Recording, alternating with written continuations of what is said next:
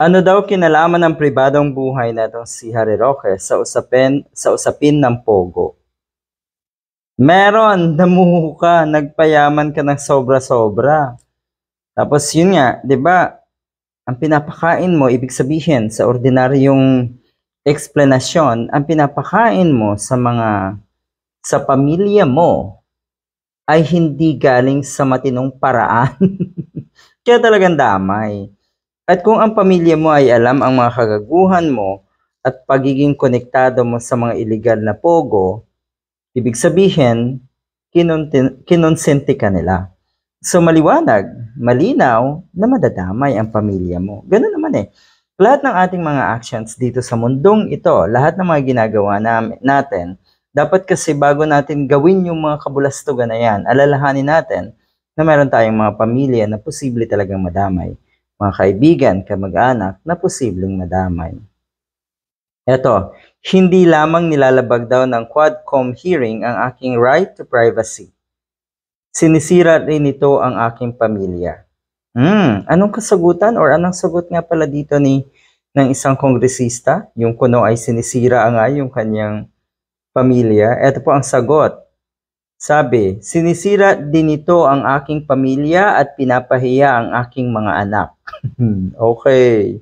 Alam mo pala, damuho ka. So sabi ng isang kongresista, hindi po kami ang sumisira sa pangalan mo at hindi rin ipinapahiya ang mga anak mo.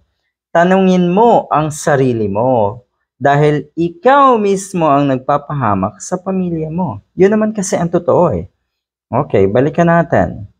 Sabi pa dito, under the Civil Code, there is the term alienation of affection, referring to the international act of a third party to diminish the love and affection that exists between spouses. Winawasak daw ng Quadcom ang kanyang or ang samahan nilang mag-asawa at pinapahiya pa nga daw ang kanilang mga anak. O di sana naisip mo yan una pa lang.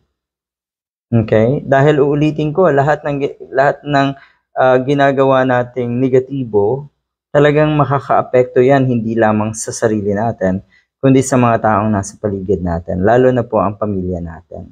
Ulitin ko lang yung punto ng isang senadora, tanungin mo ang sarili mo, Mr. Harry Roque.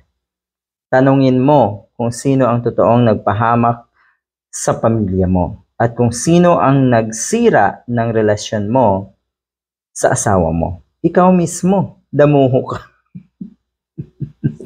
Okay, so ngayon ay, ano nangyayari kay Harry Roque ngayon? Nagtatago na siguro itong damuhong ito, dahil nga hinahunting na siya.